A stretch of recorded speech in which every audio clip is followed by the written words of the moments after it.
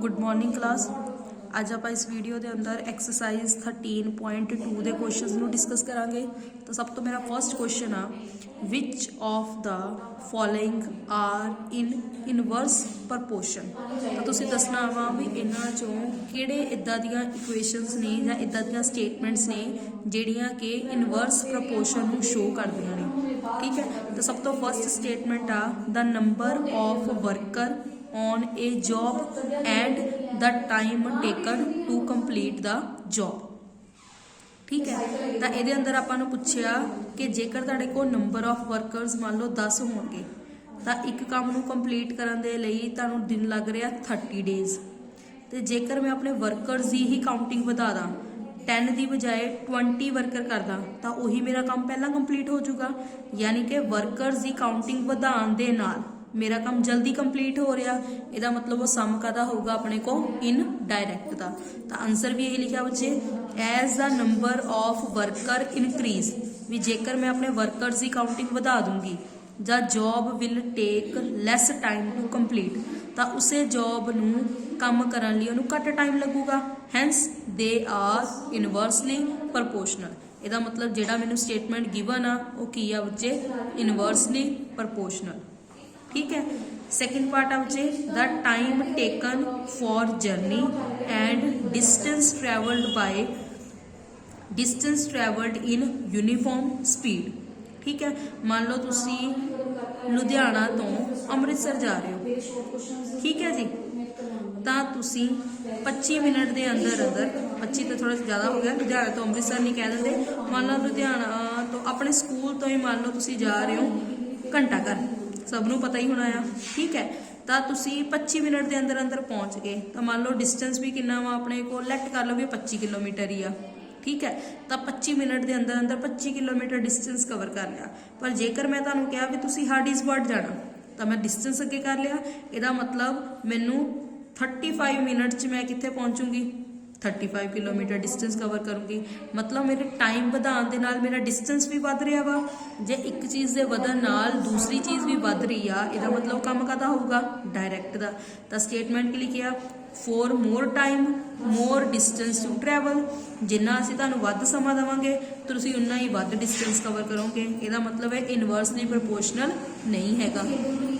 Third आ, area of cultivated land and crop harvested, जिस farmer को जिन्नी वध जमीन होगी उन्होंने उन्नी वध फसल मिलूगी, जिहदे को घट जमीन होगी वो उन्नी घट खेती होगी। इसका मतलब की लिखा है, more area of land cultivated, जिन्नी ज़्यादा उनको जमीन होगी, मोर क्रॉप टू हारवेस्ट, उन्नी ही उसनों उस जमीन तो खेती मिलूगी। Hence they are not inversely proportional. इसका मतलब है इनवर्सली प्रपोर्शनल नहीं हैगा। The time taken for a fixed journey and the speed of vehicle. ठीक है, हुण इस बार की है, एक पासे टाइम आ, एक पासे स्पीड आ। ठीक है, मान लो तुसी 1 किलोमीटर का डिस्टेंस कवर करना तो स्पीड 1 किलोमीटर का नहीं, मान लो तुसी कार ते जा रहे हो 60 किलोमीटर की स्पीड ना, तो तुसी किसी जगह ते पहुँचना सी तो तुहानूं 60 मिनट ही लगे। ठीक है, पर जेकर तुसी अपने कार की स्पीड तेज़ कर लोगे 600 किलोमीटर पर आवर की स्पीड ना जेकर तुसी जाओगे तो वही सेम डिस्टेंस तुसी घट्टो घट्ट 40 मिनट पूरा कर लोगे। यानी कि स्पीड के वधन नाल टाइम घट गया। ਇਹਦਾ मतलब की होगा, इन डायरैक्ट। तो की लिखा, if the speed of is increased, जेकर असीं स्पीड वधा दिंदे आ, it will take less time, तो उन्होंने टाइम घट लगूगा to complete the fixed journey. Hence they are inversely proportional. Fifth, the population of country and the area of land per person, जिन्नी ज़्यादा कंट्री के अंदर दुनिया वधी जाऊगी तो जमीन के उन्ने ही वध हिस्से होंदे जाणगे, है ना। तो if the population of country increase than the area of land person will decrease. ठीक है, इसका मतलब सम कादा हो जाऊगा, इनवर्सली प्रपोर्शनल। ठीक है, इसी थोड़ा फर्स्ट क्वेश्चन। हुण असीं डिस्कस करांगे क्वेश्चन नंबर सेकंड।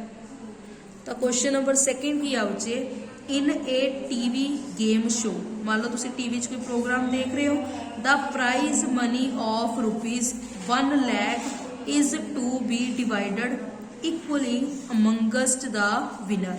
तो तुहाडे कोल 1 लाख रुपया सी तो जितने सी तुसी 1 लाख की मनी उन्हां विच प्रॉपर डिस्ट्रीब्यूट कर देनी सी।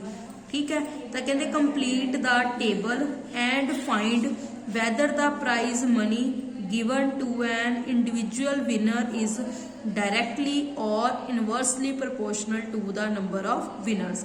तो कहते 1 लाख की प्राइज मनी आ तो मैंने ये दसो जे 1 लाख की प्राइज मनी आ तो जेकर उत्ते नंबर ऑफ विनर्स की काउंटिंग वधदी जाऊगी तो प्राइज मनी की वैल्यू सब दे कोल घटती जाऊगी कि वधदी जाऊगी। ये तुसी मैनूं कमेंट करके दसना वा भी ये सम डायरैक्टली प्रोपोर्शनल होगा कि इनवर्सली प्रोपोर्शनल होगा। ठीक है, मैं अगों तुहानूं इहदा सोल्यूशन समझाना शुरू करदी हां।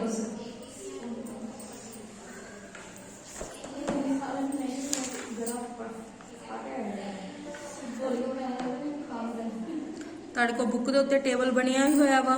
जेकर तो नंबर ऑफ विनर्स 1 होए तो सारी की सारी प्राइज मनी 1 लाख उन्नी मिल जूगी। जेकर तुहाडे कोल नंबर ऑफ विनर्स 2 होए तो दोनों को 50,000 हो जूगा। इसे तरह कहते जे नंबर ऑफ विनर्स 4 होणगे तो सब दे कोल प्राइज मनी कितनी होगी, 5 होगे तो प्राइज मनी कितनी होगी, 8 होगे तो प्राइज मनी कितनी होगी, 10 होगे तो प्राइज मनी कितनी होगी, 20 होगे तो प्राइज मनी कितनी होगी। ठीक है, तो असीं लैट कर लैनी है जिहड़ियां मेरियां ब्लैंक स्पेसिस पईयां ने एक दे अंदर मैं की लिख दिंदी हां A B C D ते E। ठीक है, तो नाम देता कहते तुसीं की ऑबजर्व किया, कहते जो मैं 1 नूं 1 लाख नाल मल्टीप्लाई किया तां भी की बनिया 1 लाख, 2 नूं 50,000 नाल मल्टीप्लाई किया तां भी कितना बनिया 1 लाख। ਇਹਦਾ मतलब है सम की हो गया इनवर्सली प्रोपोर्शनल। जे इनवर्सली प्रोपोर्शनल आ तो तुहानूं याद होगा कि फॉर्मूला मैं तुहानूं की दस्सिया होया x1 y1 is equal to x2 y2। 1 नूं 1 लाख नाल मल्टीप्लाई करोगे, ठीक है, या ये अंदर आप सैकेंड नूं चक्या होया 2 नूं 50,000 नाल मल्टीप्लाई करोगे, 4 नूं a नाल मल्टीप्लाई करोगे तो ये अंदर तरीका अपॉन वाला नहीं होगा, सीधी मल्टीप्लाई होगी। 2 नूं 50,000 नाल मल्टीप्लाई कर देंगे, 4 नूं a नाल मल्टीप्लाई कर देंगे, साइन का पा देंगे is equal to the 4 multiply चा 4 का चल जूगा डिवाइड च। सब तो पहला 2 के टेबल से 4 किने ते गया 2 ते, 2 के टेबल से 50,000 किने ते गया 25,000, यानी कि a की वैल्यू कितनी होगी 25,000। सैकेंड कड्ढण दे लई फिर 2 इंटू 50,000 नूं कितना मल्टीप्लाई कर देंगे 5 इंटू b दे नाल, 5 मल्टीप्लाई च 5 का चल जूगा डिवाइड च, तो 5 नूं 50,000 नाल डिवाइड किया कितना आ गया 10,000, 2 नूं 10,000 नाल मल्टीप्लाई किया कितना आ गया 20,000।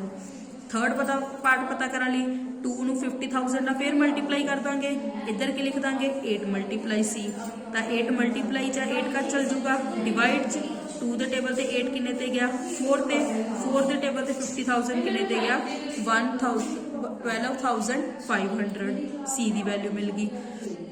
फोर्थ पार्ट पता करने लिए फिर 2 नूं 50,000 नूं किहदे इक्को रख देंगे 10 मल्टीप्लाई डी, 10 मल्टीप्लाई च 10 का चल जूगा डिवाइड च, 0 ना 0 कट्टी गई, 5 नूं 2 ना कितना कितना आ गया 10,000। लास्ट पार्ट पता करने लिए 2 नूं 50,000 ना मल्टीप्लाई कर देंगे, किहदे इक्को रख देंगे 20 मल्टीप्लाई ई, तो 20 मल्टीप्लाई ई 20 मल्टीप्लाई च नेक्स्ट स्टेप का चल जूगा डिवाइड च, तो 2 के टेबल से 20 किन्ने ते गया 10 ते, एक 0 ना एक 0 कट्टी गई कितना आ गया 5,000। तो लास्ट के टेबल दोबारा बना देंगे, टेबल के अंदर की देख लांगे असी लास्ट के अंदर 1 का आंसर आ गया 1 लाख, 2 के लिए आंसर आ गया 50,000, 4 के लिए आंसर आ गया 25,000, 5 लिए आंसर आ गया 20,000, 8 के लिए आ गया 12,500, 10 के लिए कितना आ गया 10,000 और 20 लिए कितना आ गया 5,000। बाकी के क्वेश्चंस नेक्स्ट वीडियो के अंदर। Thank you.